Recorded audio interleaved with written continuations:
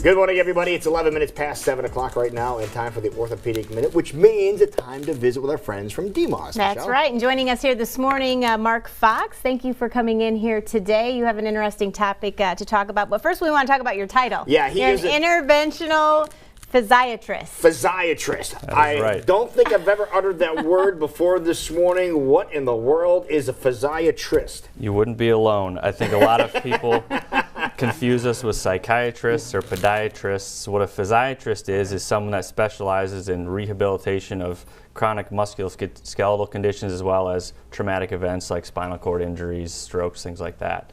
It's something that developed around World War I to kind of cope with all of the soldiers who were coming back with injuries from explosions, things like that, and then it's kind of evolved from there. Now, this is your specialty is concentrating on sports medicine, non-surgical sports medicine, which I find unusual. And you've worked with some pretty big teams over the years. Why don't you tell everybody who you've worked with?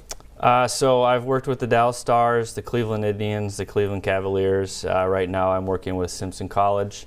It's really, going back to college is really rewarding. You see a different level of enthusiasm and excitement in the kids. So yeah, and at that same time, that different level of enthusiasm and excitement could lead to some injuries that could need your services, and that's exactly what we're talking about here this morning. Yep.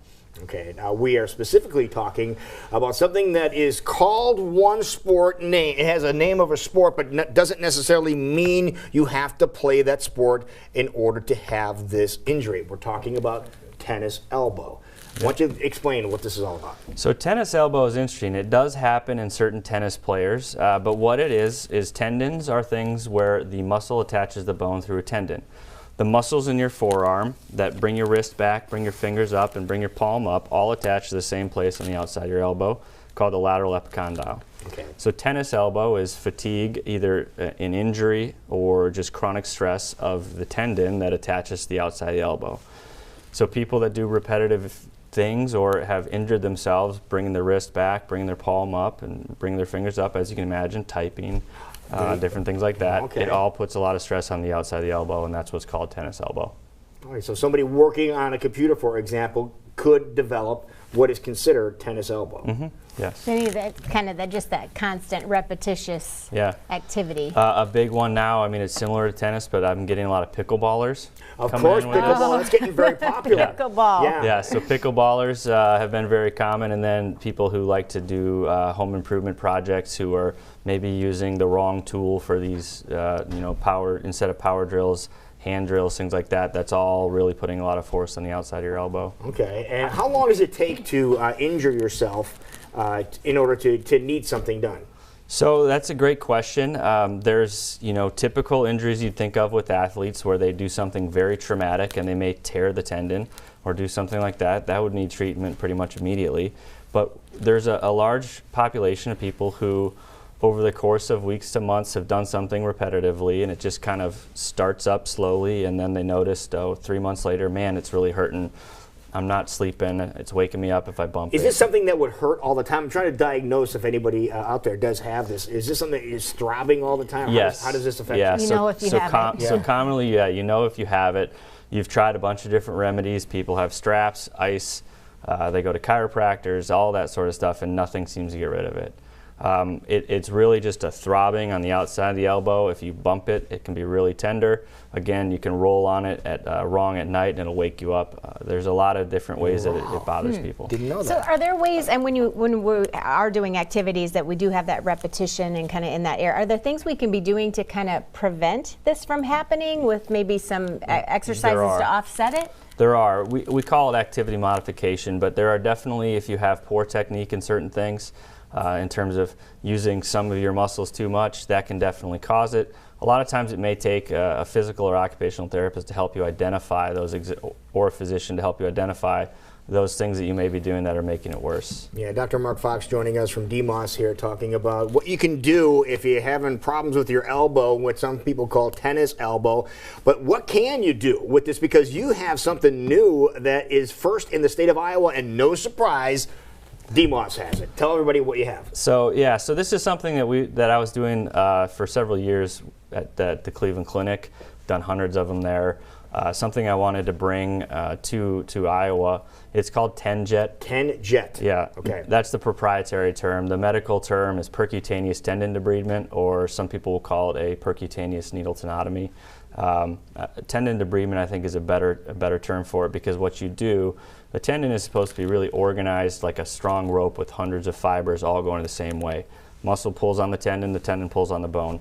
But in these diseased tendons, it becomes really thick and bulky and almost like balled up fishing line. Oh, sure. And so what this procedure does, and it's in the office, no general anesthetic, you don't get put to sleep. We numb it up really well, of course.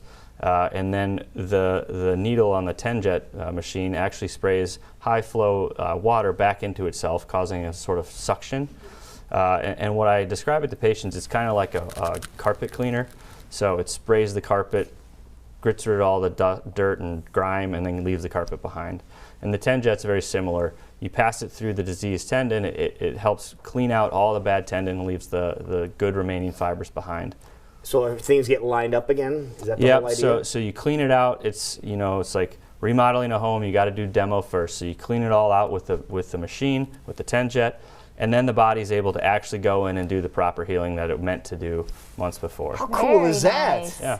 I would imagine people like these kind of less invasive type of procedures and not having the anesthesia and all of that. Very much. Not only is it, I think, more comfortable for the patients, you do need a driver, but you don't need to be NPO, we call it, or without food before.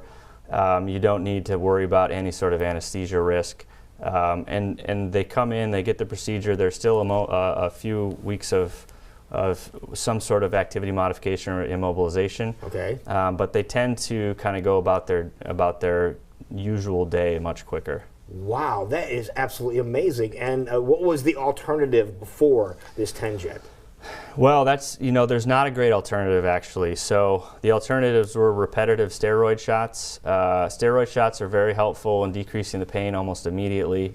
The typical thing that we hear from patients is, gee, it felt great for the first 3 to 6 months, and then the pain came back worse than it was before. Wow. And I've had repeated steroid shots, and now every shot lasts less and less time. So that used to be, and still is, I think, in certain instances, a good option.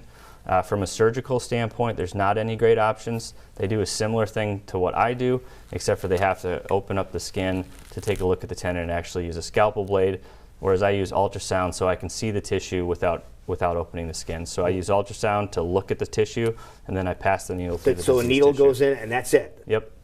That is Wow. absolutely amazing. See, Skills. you learn something new here every day, and this is exactly the case right here. Interventional physiatrist Dr. Mark Fox here from DMOS. And if you have anything going on with your elbow in particular, this is the procedure that you suggest. Yes, most often. Most often. I do suggest going to a physician to see. Sometimes there are mimicking problems, but yes. If it is tennis elbow, this is a great option. All right, there you go. That's how you get a hold of our friend DMOS.com. over at DMOS. Thank you so much. That is thanks really a lot. cool. Thanks for being here. Thank you. Doing good work.